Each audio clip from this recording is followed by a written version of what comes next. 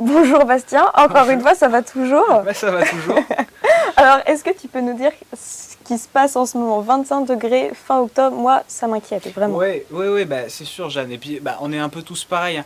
On sait qu'il y a quelque chose qui va pas, mais en même temps, on va pas se le cacher, des températures comme on a, bah, ça fait plaisir, hein. Les prévisions de Météo France, bah, on tourne autour de 24, 25 degrés. Ça descend pas en dessous des 15 la nuit, regarde. C'est quand même super. Enfin, Ouais. moi, je suis désolé, j'ai beau adorer l'hiver, le froid, ça fait quand même super plaisir. 24, 25 degrés, moi Oui, c'est j'adore. vrai que c'est pas vraiment désagréable, mais il y a forcément quelque chose qui cloche avec ces températures. Ouais, c'est certain. Bon, il y a évidemment un souci. Si on regarde bah, les normales de saison, donc qui donnent une idée de ce qui se faisait les années précédentes, tu vois, on est entre 14 et 21 degrés. Donc là, avec des températures entre 24 et 25, et ben on est nettement au-dessus, et même de plusieurs degrés, hein. Et puis, il fait beau, il fait chaud, et donc bah, il pleut pas. Et c'est comme ça bah, qu'on collectionne tous les ans des sécheresses et qui sont de pire en pire, et ça pose de plus en plus de soucis. Alors, par manque d'eau, par sécheresse, on entend donc un manque d'eau qui devient suffisamment important pour que eh bien, ça impacte et ça affecte les sols et la flore, donc bah, les plantes. Et donc, c'est pas moi qui le dis, hein, c'est le ministère de la Transition écologique. Et donc forcément, tout ça, ça va avoir tout un tas de conséquences dont on se passerait volontiers, hein, si tu veux mon avis. On parle de choses du type bah, assèchement des cours d'eau, déstabilisation des milieux naturels, perturbation dans l'approvisionnement en eau potable, et puis bien sûr, ça accroît le risque d'incendie. Oui, c'est pas très joyeux tout ça. Non, c'est clair. Et PACA, d'ailleurs, échappe pas à la règle. Regarde cette jolie carte du gouvernement. On voit clairement que toute la région est touchée. Donc là, c'est une carte qui date du 19 octobre. Donc soit on est en crise, soit on est en alerte renforcée encore pratiquement fin octobre. Et puis 2022, c'est une année record à tout point de vue, hein. Outre le fait que bah, l'été 2022 en PACA, ça a été il est encore plus chaud même que 2003, qui servait de référence hein, jusque-là, en termes de chaleur, de canicule, etc. C'est surtout que cette année, ça a commencé tôt, très tôt même. Le 18 avril, l'indice d'humidité des sols de la région a atteint 0,50. Bon alors, ça parle pas comme ça, mais tu vois, cette année c'était en avril, et puis c'est ce qui se faisait en juin entre 1980 et 2010. Donc en gros, on a 3 mois d'avance.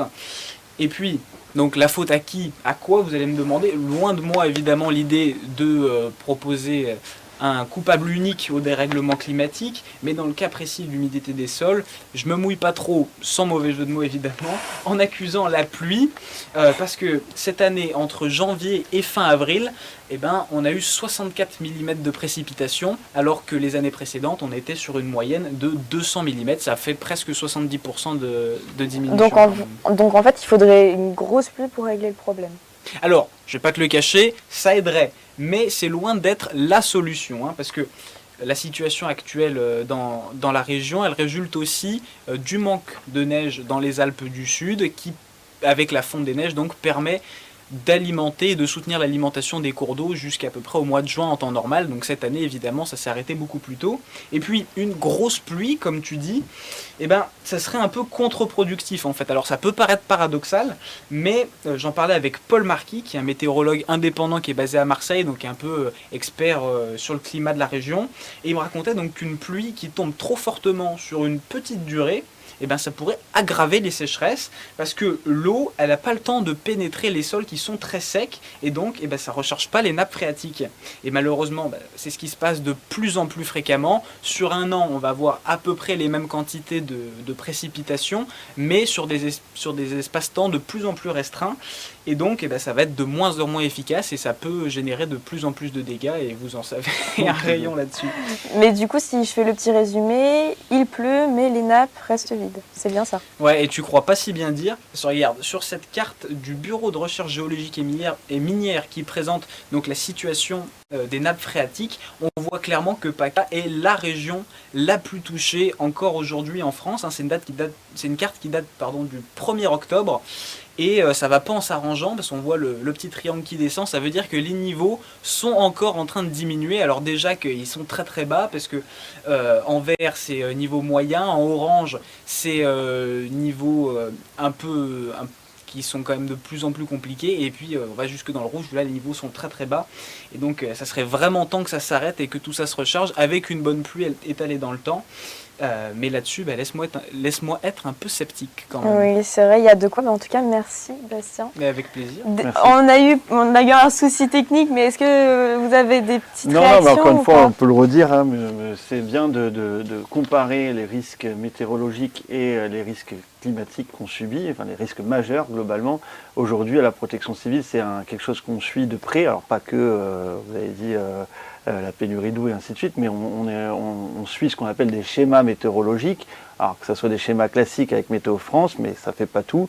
Il y a aussi d'autres analyses, notamment des analyses très locales. On a un partenaire qui s'appelle Nice Météo, par exemple, qui installe partout des capteurs un petit peu partout et qui nous permettent d'analyser en fonction de la météo et de ce qu'on subit et des conséquences sur une catastrophe naturelle, de voir un petit peu à quel niveau sur les Alpes-Maritimes, par exemple, il faut s'inquiéter pour une catastrophe naturelle, et ainsi de suite. Donc tout ça, ce croisement de données est très intéressant et c'est bien que vous l'ayez fait. Pour avoir des données de plus en plus locales de votre côté. De plus en plus locales, de plus en plus basées sur l'analyse qu'on a vécue précédemment. Aujourd'hui, on est capable de dire, vous avez parlé de chiffres, là, 200 mm entre janvier et avril, les autres années. On sait que 200 mm, c'est ce qui s'est passé à Cannes en une nuit le soir de 2015. Donc on peut maintenant analyser l'incidence, soit c'est étalé sur le temps et ça va, on est tranquille, comme vous avez dit, soit ça tombe d'un coup et là on est beaucoup moins tranquille parce que si on relie avec tout ce qu'on a dit avant, la perméabilisation des sols et ainsi de suite, on se rend compte que on est sur une catastrophe naturelle. Okay.